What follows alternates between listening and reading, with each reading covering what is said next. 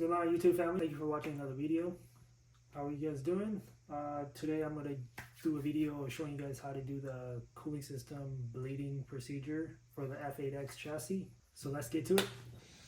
Alright guys, so a lot could be said about the cooling system and how to bleed it and stuff like that, but luckily on these newer F8X chassis, BMW had gone to an electric water pump that runs all the cooling systems, so it's pretty easy to bleed it rather than having to do it the old-fashioned way.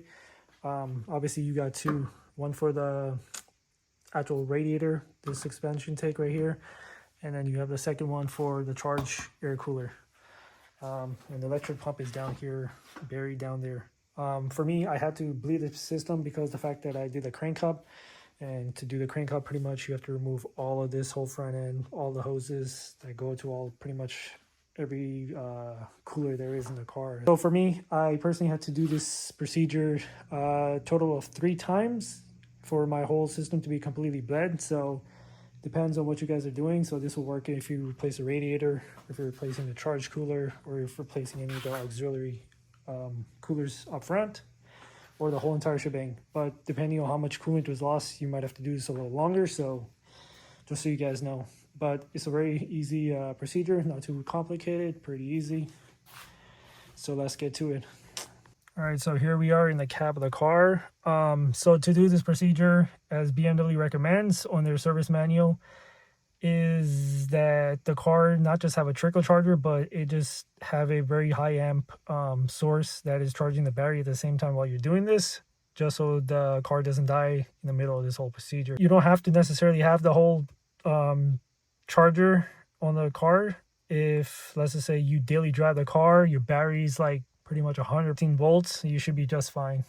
This shouldn't take too long. Whenever you do this procedure, it takes approximately, in my personal experience, I would say like 15 minutes each time. From what BMW service manual says, that this procedure should start within 10 seconds of you holding the throttle all the way open, which unfortunately is not the case.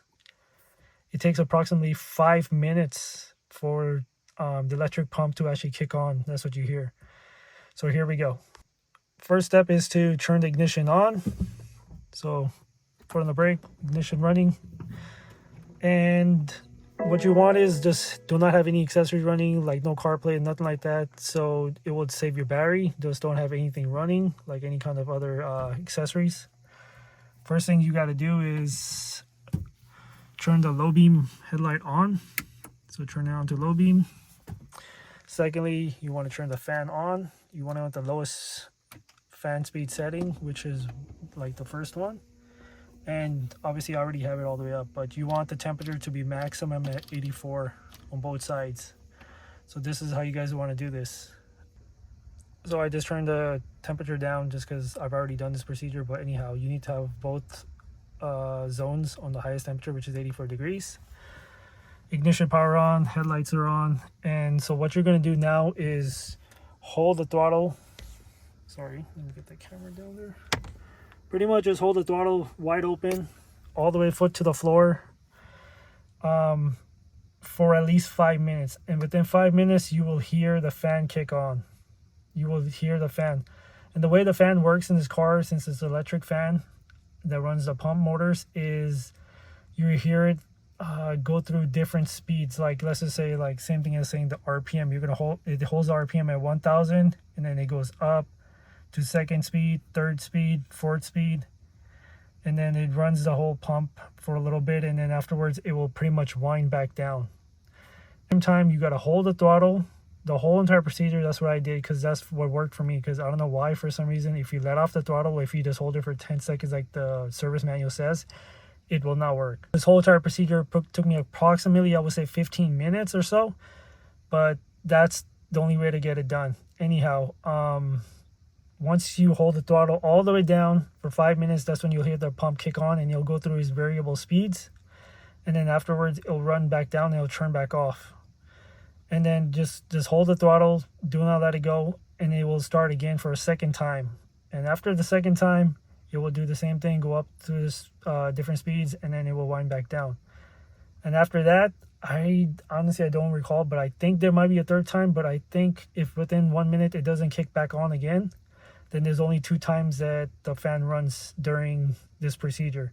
And after that, all you do is just pretty much just turn everything back off, turn the ignition off, and then what BMW says in their service manual is to let the cars sit for 2 to 3 minutes. So after you've done all the procedure and the car's been sitting for 2-3 minutes, pretty much you can take the caps off, both of them, and check the reservoir, fill them up to the level that they should be at. But before starting this whole procedure, obviously just fill both of the reservoirs up to the max level.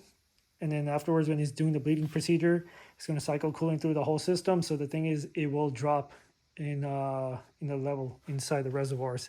So you will have to top them off after you finish the cycle. So like I said, recommended, I would say, depending on what you've done, at least 2 times to do the whole cycle. So it's a total of 4 times the pump will turn on.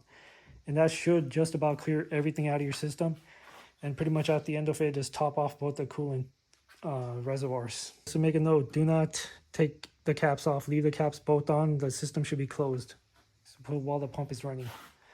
But in a niche, that is how you bleed the cooling system on the F8X chassis. This should work for the M2, M3, M4. I will be making a video soon talking about the whole crank out procedure and when I did it, all the ins and outs, and maybe if you have any questions, you can always comment later on. But anyhow, this is the video on how to do the bleeding for the cooling system. Thank you guys for watching, and I will see you guys in the next video.